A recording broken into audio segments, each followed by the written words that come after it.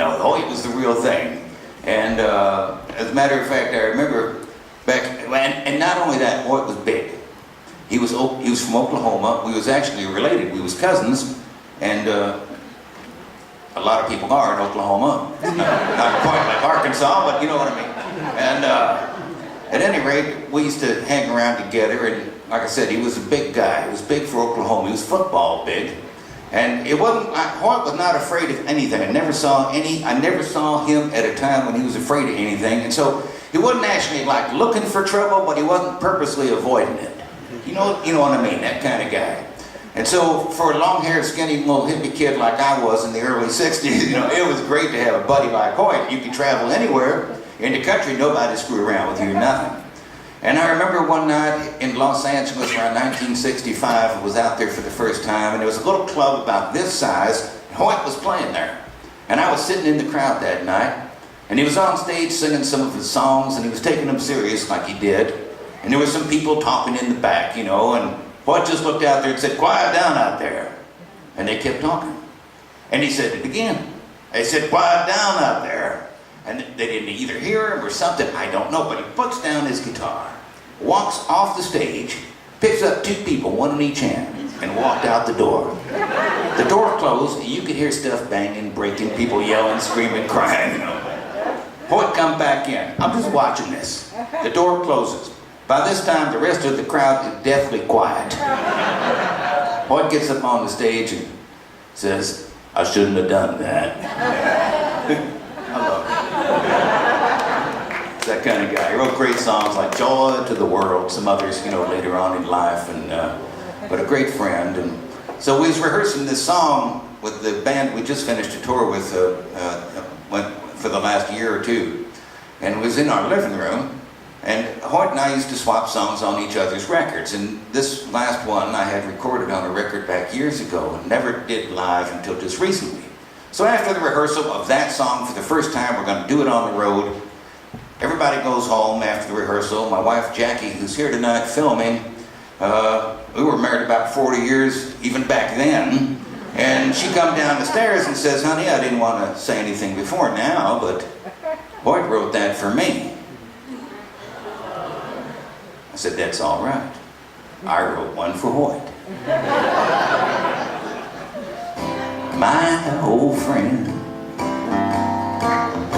every now and then your face just comes to mind, and I recall the good times when you and I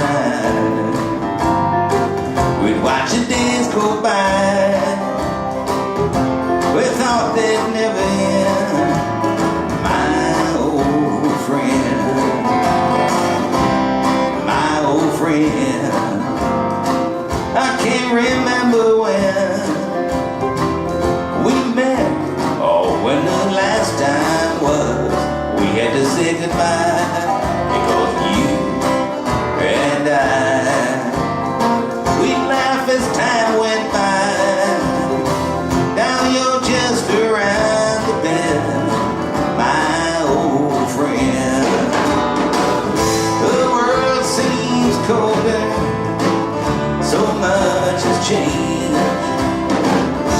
'cause you look down from above. 'Cause I'm getting older, you're still the same. Still I'm thankful for these memories of my old friend. I'll see you again. Time flies when you're smiling. Hope it takes a little while. You and I will watch the world go by, and we won't care if it ever ends, my old friend.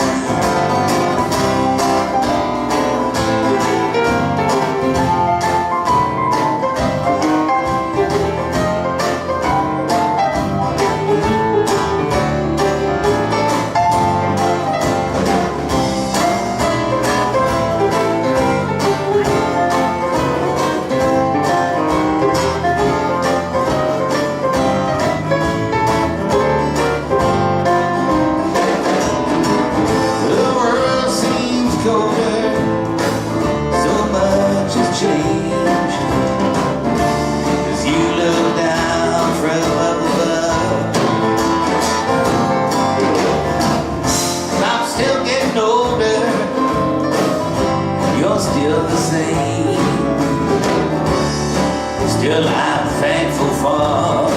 There's memories of my old friend.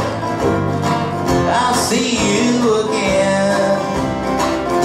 Time flies when you're smiling, so I hope it takes a little while, and you and I will watch the world go by, and we won't care if it ever